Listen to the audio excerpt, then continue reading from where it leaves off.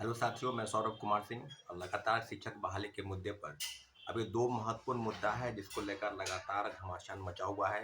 वो मुद्दा है विद्यार्थियों के पक्ष में, यानी ये सीटें टेपरिंग के मामले को लेकर। जैसा कि पता है सबको कि केस फाइल हो चुका है।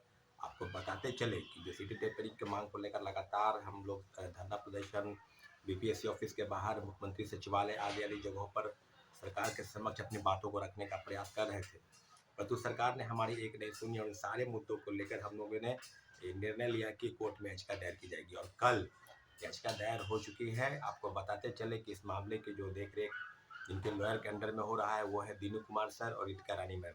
दीनू सर, जैसे कि आपको पता है कि दीनू सर इस बिहार राज्य के काफ़ी नामी वकील हैं, काफ़ी नामी लॉयर हैं और काफ़ी मामलों को उन्होंने सुलझाया है। पिछले सचिवालय सहाय के केस में भी हम लोगों के लॉयर भी दीनू कुमार सर और रितिका रानी मैम ही थी। आपको बता दें कि इस मामले में कौन पिटिशनर है, क्या है, नहीं है, परंतु इतना जरूर है कि केस हो चुका है। तो केस के संबंध में जो भी जानकारी होगी आपको जब भी हियरिंग होगा उसके संदर्भ में आपको हम वीडियो बनाकर आपको बता देंगे कि क्या हुआ है सुनवाई और कब तक इस मामले की सुनवाई होनी है।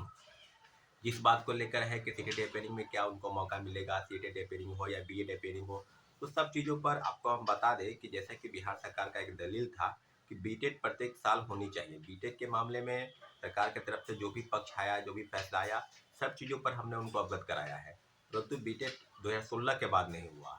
2016 के बाद नहीं हुआ तो पिछले 6 वर्षों में बीटेट अगर परीक्षाएं हो जाती तो आज सीटेट टेपरिंग को मांग को लेकर जो भी लोग अभ्यर्थी हैं, लगभग 4 लाख से ज़्यादा सीटेट टेपरिंग की मांग को लेकर देश भर से लोग हैं और उनकी उम्मीद है कि इस कोर्ट के माध्यम से उम्मीद है कि कुछ फैसला आएगा। तो अर्जेंट मिसिंग में केस फाइल किया गया है और केस के संदर्भ में जो भी जानकारी होगी आपको हम वीडियो बनाकर बताएंगे, क्योंकि केस के संदर्भ में कुछ भी जानकारी हम बिना तथ्य के आधार पर हम कोर्ट के फैसले का सम्मान करते हैं और सभी को सम्मान करना चाहिए।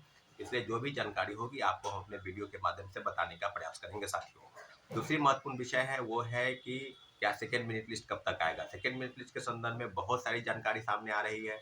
5,000 के आसपास कुछ सीटें बताई जा रही है, कुछ लोग जो है बता रहे हैं कि 17 जिलों से सूची आ गई है, परंतु थोड़ा विलंब होगा। विलंब होने का मतलब इस महीने के लास्ट तक जो है रिजल्ट पब्लिश हो जाएगी। आपको हम पूरी जानकारी दे रहे हैं, कई लोगों से बातचीत चल रही है।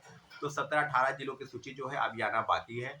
तो उम्मीद करते हैं कि कंपलसरी जो रिजल्ट है, यानी जो सेकेंडरी सप्लीमेंट्री रिजल्ट है, वो इस महीने के लास्ट यानी नवंबर लास्ट में आ सकता है। इसकी पूरी जानकारी आपको हम दे रहे हैं। दूसरी महत्वपूर्ण विषय है कि क्या सेकेंड फेज की बहाली में क्या आरक्षण, जो अभी बिहार सरकार ने 75% आरक्षण जो घोषित किया है, 25% आरक्षण अदर कार्ड यूआर के लिए यानी अनारक्षित सीट है, तो वो क्या लागू होगा इसमें। इस बात में बहुत सारे लोगों का फोन करो मैसेज आता है कि 75% आरक्षण सेकेंड फेज की टीआरई 2.0 में क्या लागू होगा या नहीं होगा। तो आपको बता दें कि जितने भी आरक्षण के लाभ की जो सीमा है उसको समाधान विभाग और बीपीएससी की अधियाचना के लिए भेज दी गई है।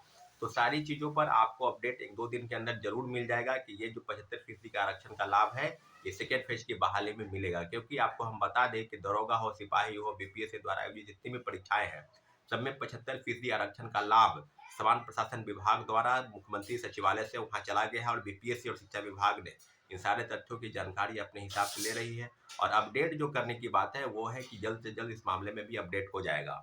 आपको हम बता दें कि सारी चीज़ों पर अगर नियोजित शिक्षकों के मामले को लेकर भी लगातार ये अपडेट हो रहा था कि इस जो कैबिनेट की बैठक होगी इसमें उनको मंजूरी मिल जाएगी, राज्यकर्मी का दर्जा मिल जाएगा, परंतु ऐसा नहीं हुआ। इस मामले में भी बहुत सारी चीज़ें हैं कि नियोजित शिक्षकों के लिए क्या अलग से जो विशिष्ट राज्य नियमावली बना है उसके तहत उनको राज्यकर्मी का दर्जा मिलेगा, या बीपीएससी द्वारा आयोजित परीक्षा में बैठकर अगर पास करेंगे तब राज्यकर्मी का दर्जा मिलेगा। तो दोनों मामले को लेकर सरकार को स्पष्टीकरण जारी करना चाहिए, एक स्पष्ट निर्णय बहुत जल्द लागू करना चाहिए कि उनके लिए कौन सा रास्ता सही होगा और क्या नहीं होगा।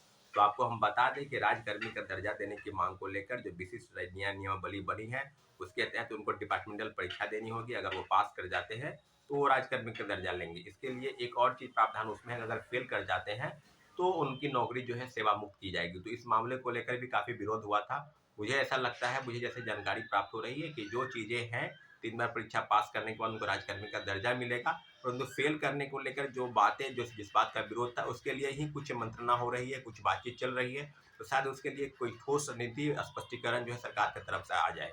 अभी जो आपको बता दें कि बीपीएससी में सेकेंड फेज की बहाली को लेकर लगभग 1,20,000 पदों की जो नियुक्ति प्रक्रिया है वो भी 7 दिसंबर से उसकी परीक्षाएं जो है वो शुरू हो जाएगी। तो सब लोगों के लिए मन में है कल जो है वो एएमआर शीट की कार्बन कॉपी का जो क्वेश्चन बुकलेट है, एएमआर शीट की कार्बन कॉपी है, जो एएमआर शीट होता है उसकी भी एक डेमो जो है वो अपलोड कर दी गई है, तो आप सभी परीक्षार्थी उसको देख लेंगे।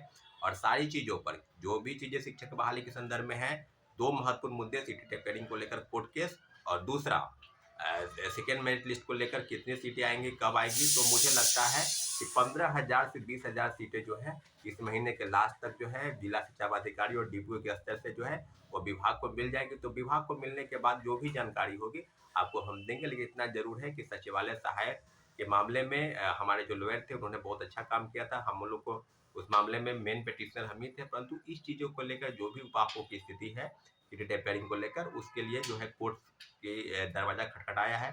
अभी जो भी निर्णय होगा वो कोर्ट पर निर्भर है, तो इसलिए आप थोड़ा सा इंतजार करें। और सेकेंड मेरिट लिस्ट के लिए निश्चित रूप से इस महीने का लास्ट तक सेकेंड मेरिट लिस्ट निकल जाएगा। तो आप लोगों से आग्रह है कि सेकेंड मेरिट लिस्ट का भी आपको इंतजार करना पड़ेगा। रही बात कई मामलों को लेकर, कल बीपीएससी में पेमेंट फंसने को लेकर मामला था, रजिस्ट्रेशन को लेकर मामला था, तो उसके लिए भी 2 दिन की जो है डेट वो एक्सटेंड कर दी गई है। तो सारे मामले को लेकर निश्चित रूप से एक सरकार की तरफ से अच्छी पहल है, हम उसका स्वागत करते हैं। परंतु कुछ मामले में जहाँ लगता है कि विद्यार्थियों के साथ गलत हो रहा है, तो निश्चित रूप से खुलकर उसका विरोध किया जाएगा। ठीक है, धन्यवाद, जय हिंद। हमारे चैनल को आपने सब्सक्राइब नहीं किया तो प्लीज सब्सक्राइब कर दें, लाइक और शेयर करें, ताकि जो बातें छात्र हित में है आप तक पहुँच सके और आप यहाँ हमारी बातें हम तक पहुँच सके। ठीक है, धन्यवाद, जय हिंद।